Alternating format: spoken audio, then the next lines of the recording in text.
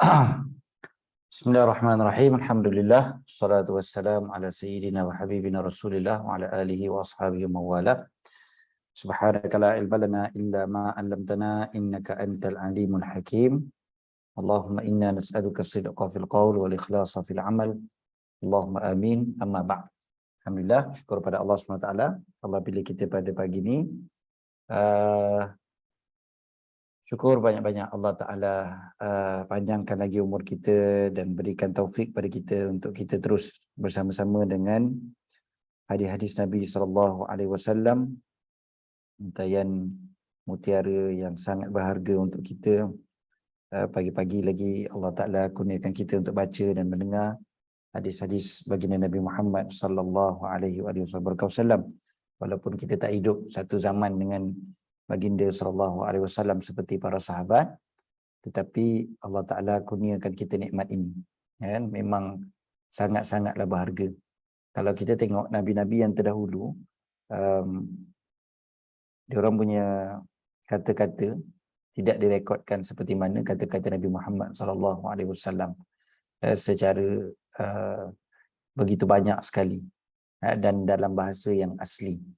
Manakala Nabi-Nabi yang terdahulu tu dia kitab-kitab mereka adalah yang tersimpan, tapi itu pun sekejap aja, kemudiannya dah diselewengkan, kemudiannya diterjemahkan pula dan sebagainya. Tapi Nabi kita Muhammad SAW, Al-Quran yang Allah Ta'ala jaga sampai hari kiamat, kita dapat baca, dan hadis-hadis Nabi SAW kita dapat baca daripada bahasa yang asli, daripada seperti mana yang disebutkan oleh baginda Nabi Muhammad SAW sendiri. Ini kan satu nikmat yang sangat besar, dan kita dapat mendengar dan membaca hadis-hadis Nabi SAW. Okey, jadi kita terus pergi kepada kitab kita, insya-Allah, kitab Riyadhus Salihin, Sunan Al-Imam An-Nawawi rahimahullah wa nafa'ana bihi fid dharain amin. Kita sampai pada tajuk Al-Yaqin wa Tawakkal, dan bab yakin dan tawakal. Yang ni Al-Yaqin wa Tawakkul ini hadis yang keberapa kita baca? Mira tanda tak hari tu? So hari tu kita live dekat dalam kereta je, jadi tak dapat nak tanda dekat buku. Hadis yang pertama ni dah baca dah habis Kejap nak check.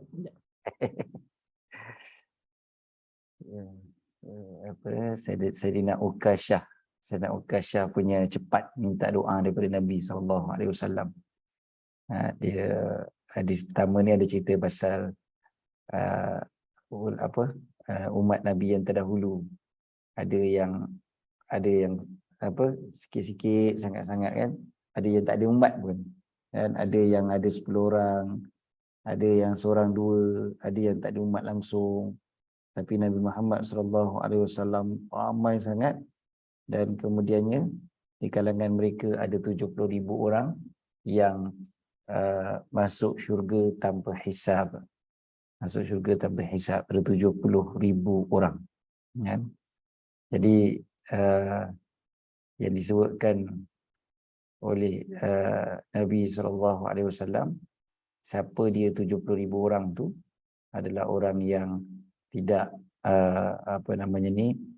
menjampi, tidak percaya pada benda-benda yang mengarut ni, kan, khurafat-khurafat ni, dan bertawakal pada Allah.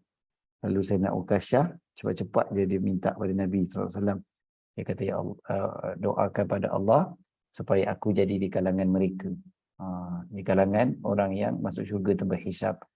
Lalu Nabi terus sebut, anta minhum, engkau di kalangan mereka. Lepas tu seorang lagi sahabat mintalah pada Allah supaya aku jadi di kalangan mereka. Terus Nabi kata, sabaqaka biha Ukasyah. Ukasyah dah mendahului engkau. Hadis ni memang selain daripada cerita pasal tawakal, kan, ceritanya tentang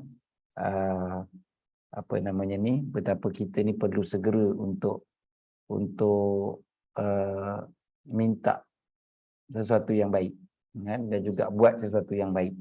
Jangan tunggu-tunggu, jangan tunggu orang lain. Kadang-kadang kita kan macam tak apalah, orang lain ada, tak apalah, aku kemudian pun tak apa. Kadang-kadang bila kalau budaya kita kat Malaysia ni kan, secara umum lah, kalau nak tanya soalan contohnya kan, dia mesti nak bagi orang lain tanya dulu baru dia nak tanya. Memang macam tu kan. Selalunya macam tu lah, dia tak nak yang pertama. Saya nak Ukasha tunjukkan contoh, kata yang pertama tu maknanya dia yang untung kan. Dia yang untung. Nabi SAW doakan dia terus. Okey, kita pergi pada hadis yang keempat insya-Allah. Hadis yang keempat. Okey, bismillahirrahmanirrahim. Qala al-Imam an-Nawawi Abu Zakaria Muhyiddin Yahya An-Nawawi rahimahullah wa nafa'ana bihi fid dharain amin. Qala ar-rabi'u an Abi Hurairah radhiyallahu anhu anin Nabi sallallahu alaihi wasallam qala yadkhulul jannata aqwamun afidatuhum mislu afidatit tayr. Rawahu Muslim. Qil ma'nahu mutawakkilun wa qila qulubuhum raqiqah. Daripada Nabi SAW, baginda bersabda, masuk ke dalam syurga beberapa golongan aqwam ini jamak kepada kaum, maksudnya kelompok-kelompok di kalangan orang lelaki, orang perempuan, di kalangan umat Nabi SAW. Afidatuhum, hati-hati mereka,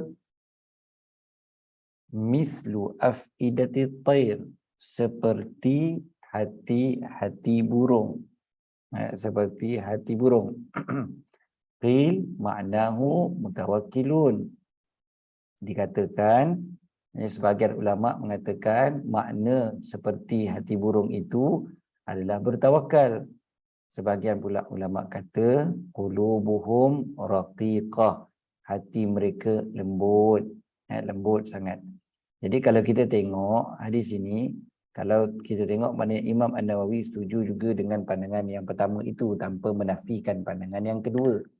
Maksud hati seperti hati burung itu adalah yang bertawakal.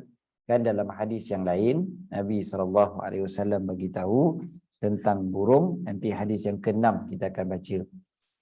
Hadis yang ke-6 kita akan baca apa tawakal seperti burung. Sebab apa? Burung itu terbang waktu pagi, keluar dalam keadaan lapar, balik dalam keadaan kenyang. Tapi burung ni kan tawakalnya tinggi. Dia mana ada kena merancang macam-macam sangat, tapi rezeki dia ada. Adalah sikit dia rancang dia nak pergi mana, mungkin macam tu je lah. Dia adalah ilmu macam mana dia nak cari makanan tu, dia nak cari cacing ke apa ke, dia tahulah kan macam mana dia nak ambil. Dia tahu macam mana dia nak tangkap benda tu, macam mana dia nak kunyah, macam mana dia nak gigit, macam mana dia nak telan. Semuanya tu dia tahulah kan. Tapi itu je lah kan. Dia tak adalah terlalu risau sangat, hari ni nak makan apa, anak-anak nak makan apa, besok nak makan apa, lusa nak makan apa, tahun depan nak makan apa. Kita kan banyak sampai tahun depan, 10 tahun lagi pun kadang dia fikir dah perancangan 10 tahun kan. Dah fikir dah.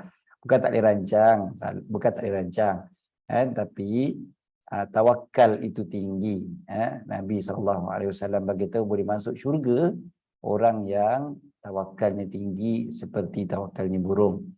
Banyak berserah pada Allah. Allah Ta'ala tahu. Allah Ta'ala yang akan susun. Allah Ta'ala yang akan bagi pada aku rezeki seperti mana burung mendapat rezeki.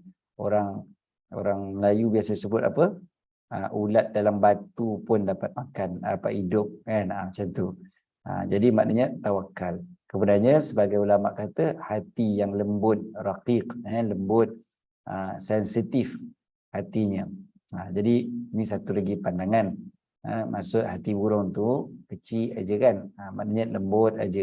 Hati burung kan kalau kita tengok, kita akan kata burung ni binatang yang sensitif. Macam itulah. Maksudnya orang yang hatinya lembut, hatinya mudah mengingati Allah, hati yang mudah tersentuh dengan sesuatu, itu juga antara hati yang boleh masuk syurga. Allahumma ja'alna minhum. Semoga Allah jadikan kita di kalangan mereka. Okey, itu hadis yang keempat. Hadis yang kelima, الخامس عن جابر رضي الله عنه أنه غزا مع النبي صلى الله عليه وسلم قبل نجد فلما قفل رسول الله صلى الله عليه وسلم قفل معهم فأدركتهم القائلة في واد كثير العظاه فنزل رسول الله صلى الله عليه وسلم وتفرق الناس يستظلون بالشجر ونزل رسول الله صلى الله عليه وسلم تحت سمرة فعلق بها سيفه ونمنا نومة فإذا رسول الله صلى الله عليه وسلم يدعونا وإذا عنده أعرابي فقال إن هذا اخترط علي سيفي وأنا نائم فاستيقظت وهو في يده سلطا قال من يمنعك مني قلت الله ثلاثا ولم يعاقبه وجلس متفق عليه. وفي رواية قال جابر كنا مع رسول الله صلى الله عليه وسلم بذات الرقاع فإذا أتينا على شجرة ظليلة تركناها لرسول الله صلى الله عليه وسلم فجاء رجل من المشركين وسيف رسول الله صلى الله عليه وسلم معلق بالشجرة فاخترطه فقال تخافني قال لا قال فمن يمنعك مني قال الله. وفي رواية أبي بكر الإسماعيلي في صحيحه قال من يمنعك مني قال الله قال فسقط السيف من يده فأخذ رسول الله صلى الله عليه وسلم السيف فقال من يمنعك مني فقال كن خير آخذ فقال تشهد أن لا إله إلا الله وأني رسول الله قال لا ولكني أعاهدك ألا أقاتلك ولا أكون مع قوم يقاتلونك فخلى سبيله فأتى أصحابه فقال جئتكم من عند خير الناس قوله قفل أي رجع والعضاه الشجر الذي له شوك والسمرة بفتح السين وضم الميم الشجرة من الطلح وهي العظام من شجر العضاه واخترط السيف أي سله وهو في يده صلتا أي مسلولا وهو فتح الصاد وضمها صلتا أو سلطا. Okey. Wah, dah ke bawah dah. Alright. Sampai kat sini Hadis yang kelima nampak macam panjang tapi sebenarnya pendek je. Hadis yang kelima ni, cerita ni pun bukanlah pendek. Macam mana cerita ni kita dah biasa dengar dah. Daripada mungkinlah kebanyakan kita dah pernah dengar dah. Hadis daripada Sayyidina Jabir radhiyallahu taala anhu. Beliau berkata kami bersama dengan Rasulullah sallallahu alaihi wasallam dalam satu peperangan yang berdekatan dengan Najd. Tentera yang dipimpin oleh Nabi SAW dekat satu tempat yang dekat dengan Najd. Najd ni kat mana? Dekat Saudi sana lah. Najd yang keluarnya tanduk syaitan lah kan. Yang mana asal daripada golongan Wahabi pada hari ini ni Najd. Jadi Nabi SAW pernah berperang dekat sana dan kalau ikutkan dalam riwayat yang lain perang ini adalah perang Zatul Riqa'. Perang Zatul Riqa'. Tak apa kita tak ceritakan panjang tentang perang ni tapi terus pergi kepada dalam perjalanan mereka berehat qafala Rasulullah SAW qafala ma'ahum mereka berehat tidur siang ke satu tempat sama-sama fi wadin kathirin idhah pada qailah tu fa adrakathumul qailah ni tidur siang lah qailulah tu kan fi wadin pada satu wadin kathirin idhah di tempat yang banyaknya duri disebutkan idhah disebutkan oleh Manawi lepas tu asyajar alladhi lahu syauk pokok yang ada duri. Jadi duduk dekat kawasan tu wadi tu memang kebetulannya lah dekat lembah tu ada banyak pokok-pokok berduri. Lepas tu Nabi SAW turun daripada kenderaan baginda dan orang lain pun sama-sama turun dan watafarraqan nas dan mereka pun berpecah-pecah, sahabat-sahabat semua berpecah. Mereka pun carilah pokok-pokok. Kalau kita perhatikan kan kat negeri Padang Pasir, pokok dia bukan macam tempat kita kan. Pokok tempat kita kan dia macam rapat-rapat. Kalau macam kalau hutan tu kan macam gelap semua kan, semuanya redup semua. Tapi kan kalau dekat negeri Padang Pasir ni pokok ni kan satu dekat sini, satu dekat sana, satu jauh lah kan. Walaupun dekat wadi, walaupun dekat lembah, tapi pokok-pokoknya jauh-jauh satu-satu. Jadi watafarraqan nas. Dia orang berpisah-pisah, seorang cari pokok ni, seorang cari pokok ni. Ialah nak berehat tengah-tengah panas kan, kena cari pokok lah, supaya dapat redup lah kan. Cari berteduh dengan pokok, yatadhilluna bisyajar. Jadi Nabi SAW sendiri pun berehatlah dekat satu pokok tu kan. Disebut kat sini, dia kata pokok namanya pokok as-samurah, pokok as-samurah. Kemudiannya pokok ni agak besar jugalah, agak kata berteduh lah. Kemudiannya Nabi SAW bergantungkan pedang baginda dekat situ, dekat pokok tu lah. Pokok tu dia ada rimbunan dahan kan. So dekat dahan tu Nabi SAW letakkan pedang baginda, fa'allaqa biha sayfahu, gantungkan pedang baginda. Wa nimna naumatan, dan kami pun tidur, Sayyidina Jabir pun tidur. Kemudiannya tiba-tiba Rasulullah SAW panggil kami. Rasulullah panggil. Jadi waktu Rasulullah panggil tu, dekat tepi Nabi tu ada seorang orang Badui, A'rabi, seorang Arab Badui. Dia datang, lepas tu dia kepada Nabi kata, inna hadza ikhtarata alayya sayfi. Orang ni tadi dia rampas aku punya pedang. Dia ambil pedang aku, kemudiannya dihunuskan padaku. Ikhtarata ni kata Imam An-Nawawi adalah sallahu wa huwa fi yadihi. Dekat tangan tu dihunuskan pedang tu pada pedang aku tu dihunuskan padaku. Ikhtarata alayya. Dan dalam keadaan aku tengah tidur. Fastaiqaztu, maka aku pun terbangun. Dalam keadaan waktu tu pedang tu masih ada dekat dia.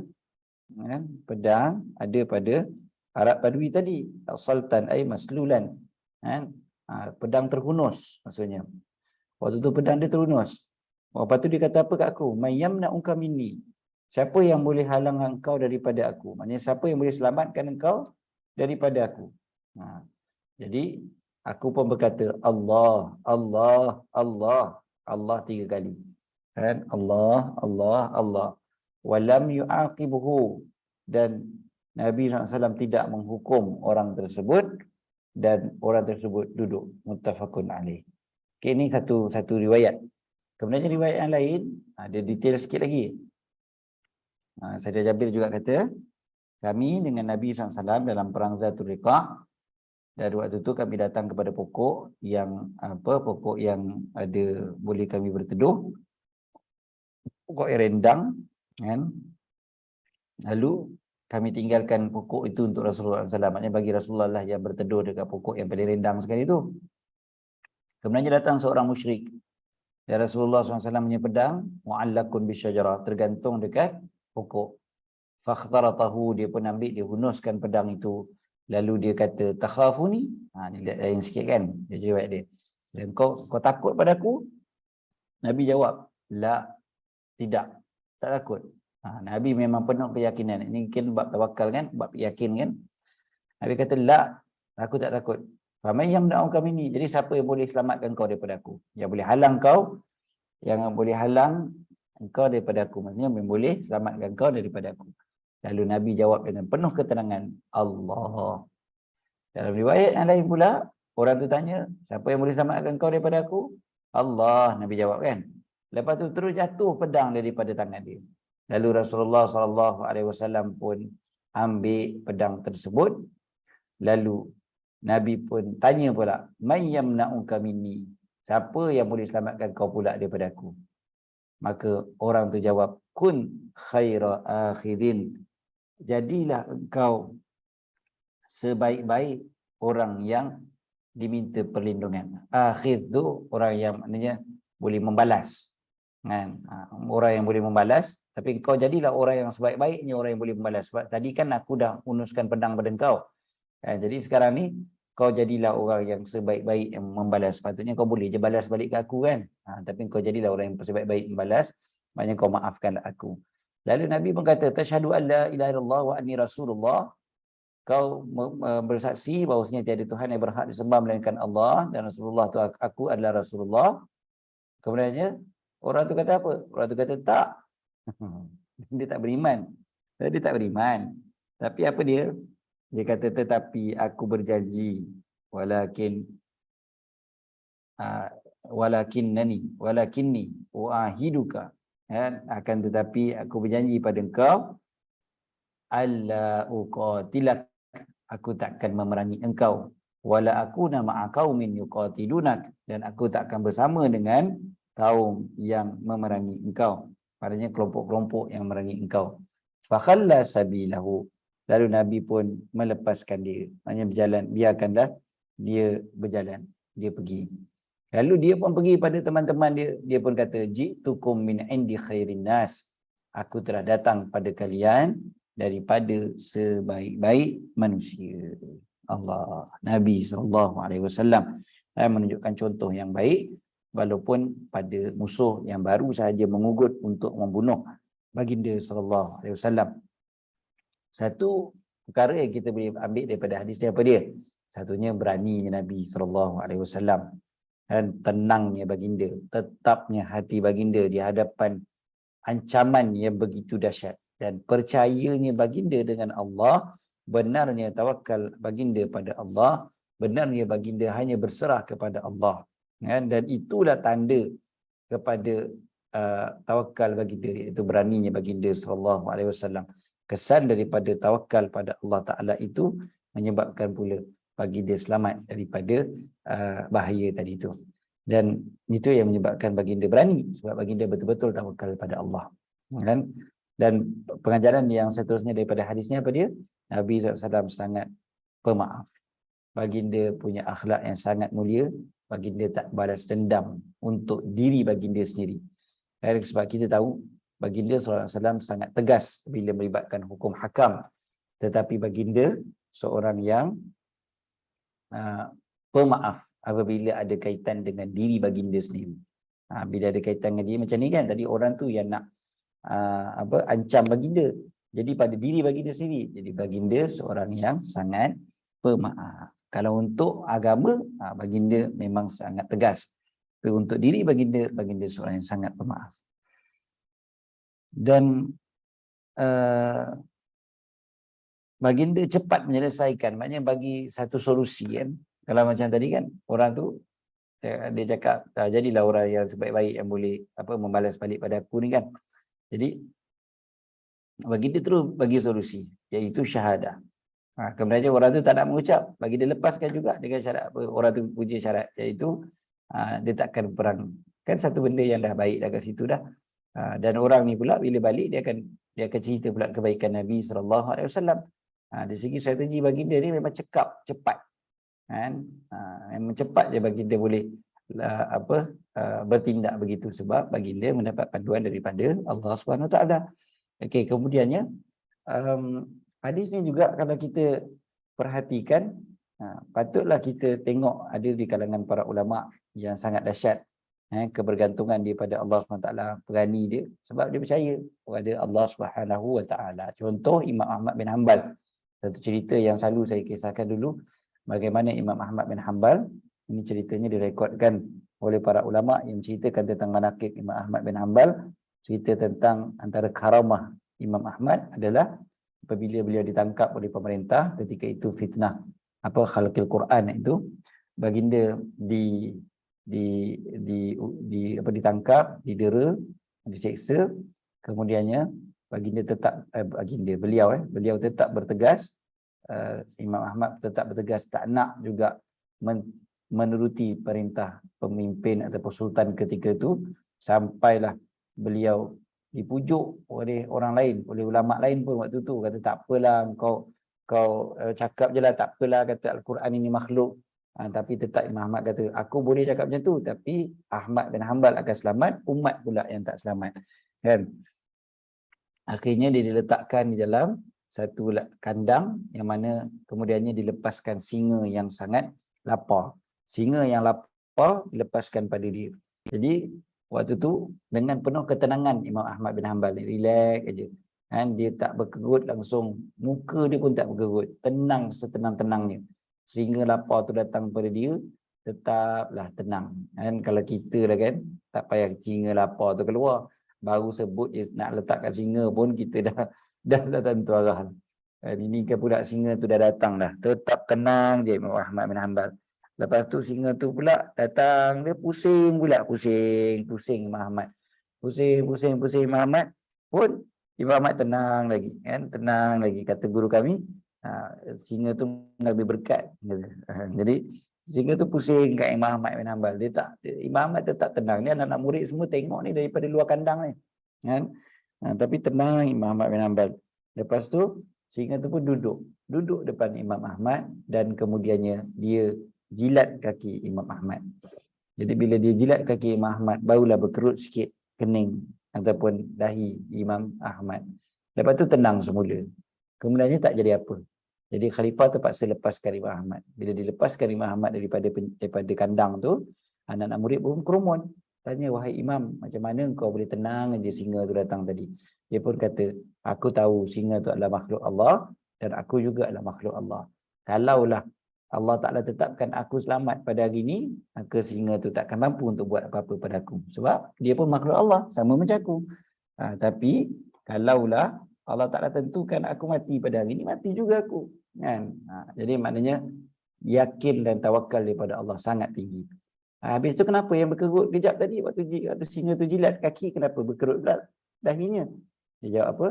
Ahmad kata, sebab waktu singa tu jilat kaki aku terus terfikir, ada tak hadis sebut kalau kena jilat kaki dengan singa batal wuduk? So aku punya wuduk ni batal ke tak kena jilat dengan singa? Aku fikir-fikir tak ada, kan? Maknanya tak batal wuduk aku. Jadi tenang balik. Saya pun fikir, ya Allah, dia kata, macam mana lah Imam Ahmad ni kena jilat dengan singa pun masih lagi fikir urusan fiqh, kan? Masih lagi fikir urusan hukum hakam, berfikir tentang hadis Nabi SAW dan sebagainya. Ini seorang imam yang begitu besar, tawakal pada Allah begitu tinggi. Jadi kita tengok hadis ni, kita tak pelik lah. Apabila Nabi SAW lebih mendahului, kan? Pedang sudah terhunus di hadapan baginda, tak ada orang yang boleh selamatkan, tak ada orang, sahabat semua jauh, kan? Baginda seorang-seorang, tetap baginda sangat tenang, yakin, kan? Dan memang keyakinan itu datang daripada Allah Subhanahu wa taala. Okay, kita pergi pada hadis yang terakhir untuk pagi ni insya-Allah. Hadis yang ke-6 tadi pun kita dah sebut hadis yang ke-6 ni. As-sadisu an Umar radhiyallahu anhu qala sami'tu Rasulullah sallallahu alaihi wasallam yaqul law annakum tatawakkaluna 'ala Allahi haqqa tawakkuli la razaqakum kama yarzuqut tayr taghdu khimasan wa taruhu bitana. Rawahu Tirmidzi wa qala hadisun hasanun sahih. Ma'nahu tadhhabu awwal an-nahar khimasa ay dhamiratal butun min al-ju' wa tarji'u akhir an-nahar bitana ay mumtali'atal butun. Kalaulah aku mendengar Rasulullah SAW bersabda, kalaulah kalian bertawakal pada Allah dengan sebenar-benar tawakal, maka kalian akan diberi rezeki seperti mana diberi rezeki kepada seekor burung, yang mana burung itu keluar pada waktu pagi dalam keadaan lapar dan kembali dalam keadaan kenyang. Jadi maknanya apa? Memang suruhan untuk tawakal pada Allah dengan benar, dengan yakin pada segala urusan kita, dan bukan maknanya tak payah keluar cari rezeki ya. Kalau kita tengok macam burung kan, Nabi SAW kaitkan seperti burung kan. Sebab kalau kita perhatikan banyak burung tu keluar cari rezeki kan, pagi-pagi keluar, petang balik. Maknanya al-akhdhu bil asbab itu ada. Jangan pula kita kata tawakal itu tak payah langsung al-akhdhu bil asbab. Tak apalah, percaya je lah. Allah Ta'ala kan ada. Kan? Allah yang tentukan segala-galanya. Bukan macam tu. Sebab ada orang dipikir, tak apa, tak payah ambil ubat, tawakal ala Allah. Kan? Percaya saja pada Allah. Ada orang dia kata tak payah pakai helmet. Sebab apa? Tak apa, tawakal pada Allah. Itu salah Nabi pergi perang, Nabi pakai topi besi Nabi pergi perang, Nabi pakai baju besi. Bahkan ada riwayat sebut, Nabi pakai baju besi 2 lapis lagi. Jadi maknanya, tawakal bukan maknanya tak payah berusaha. Cuba kita tengok hadis ni kan, Nabi kata seperti burung kan. Burung tu dia keluar juga pagi-pagi, dia tak tinggal je dekat dia punya sarang dia. Tak adalah duduk je dekat sarang tunggu je bilalah cacing nak masuk dekat mulut aku. Bukan macam tu. Dan tapi dia keluar.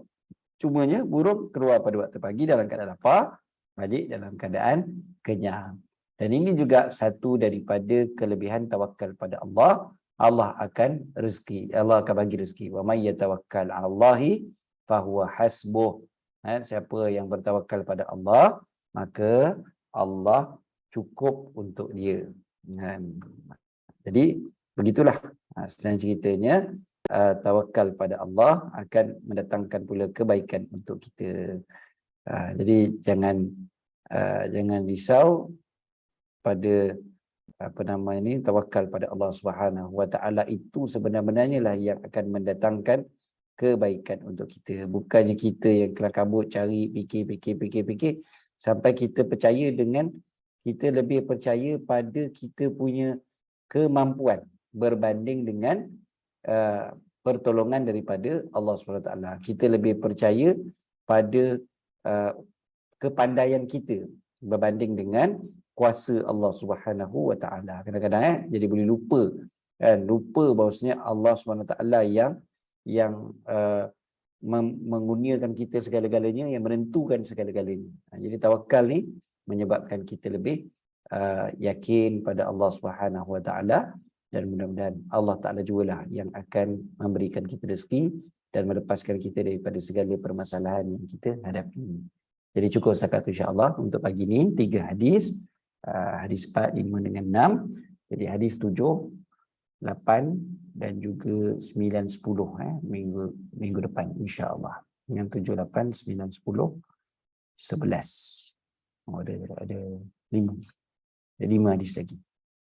Okay, so 5 hadis lagi insya-Allah pada minggu depan. Bagaimana untuk cara yang bagus sebenarnya Nabi SAW ajar kita macam mana cara untuk kita menambahkan tawakal kita pada Allah. Dan macam mana kita nak didik hati kita supaya bertawakal kepada Allah. Jadi hadis-hadis yang berikutnya ni nanti akan ada tips daripada Nabi SAW macam mana untuk kita jadi orang yang bertawakal. Sebab kita biasa sebut tentang tawakal ni kan. Jadi okeylah, kita boleh, salah satu caranya dengan kita dengar hadis ni, kita dengar pengajaran-pengajaran yang diberikan oleh Nabi SAW kan, macam mana cara nak tawakal, betul. Tapi ada amalan-amalan yang tertentu yang Nabi SAW ajar untuk menambahkan tawakal kita pada Allah kan. Ada amalan-amalan yang kita boleh lakukan supaya kita lebih bertawakal pada Allah. Sebab kadang ada juga orang cakap, dia kata, Ustaz betul, cakap senang kan, tapi kadang memang kita selalu lupa yang apa yang Allah Ta'ala tentukan tu yang akan berlaku kan? Sampai kita lebih percaya pada kemampuan diri kita sendiri. Jadi minggu depan insya-Allah kita akan sambung apa dia cara-cara untuk menambahkan tawakal ataupun memantapkan tawakal dalam hati kita. Jadi cukup setakat tu untuk pagi ni. Aku qauli hadza wa astaghfirullahal azim li wa lakum. Bismillahirrahmanirrahim. Rabbana anfa'na bima 'allamtana, rabbi 'allimna alladhi yanfa'una, rabbi faqihna wa faqih ahlana wa qarabati lana fi dinina ma ahli al-qudri unsa wa dhakar, rabbi waffiqna waffiqhum lima tartadi qawla wa fi'lan karama warzuqil kulla halalan daima wa akhilla atqiya ulama nahda bil khair nukfa kulla syarr. ربنا أصلح لنا كل شؤون وأقر برضا منك العيون واقض عنا ربنا كل ديون قبل أن يأتنا رسل المنون واغفر واستر أنت أكرم من ستر وصلاة الله تغشى المصطفى من إلى الحق دعانا والوفاء بكتاب فيه للناس شفاء وعلى الآل الكرام الشرفاء وعلى الصحب المصابيح الغرر. اللهم اهدنا بهداك واجعلنا ممن يسارع في رضاك ولا تولنا وليا سواك ولا تجعلنا ممن خالف أمرك وعصاك. وحسبنا الله ونعم الوكيل ولا حول ولا قوة إلا بالله العلي العظيم. صلى الله على سيدنا محمد وعلى آله وصحبه وسلم. الحمد لله رب العالمين. Amin.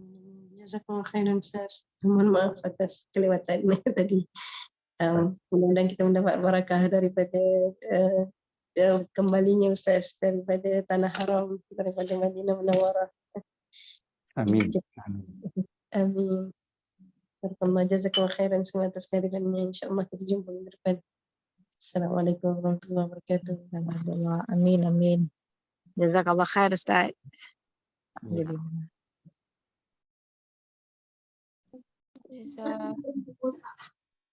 khair.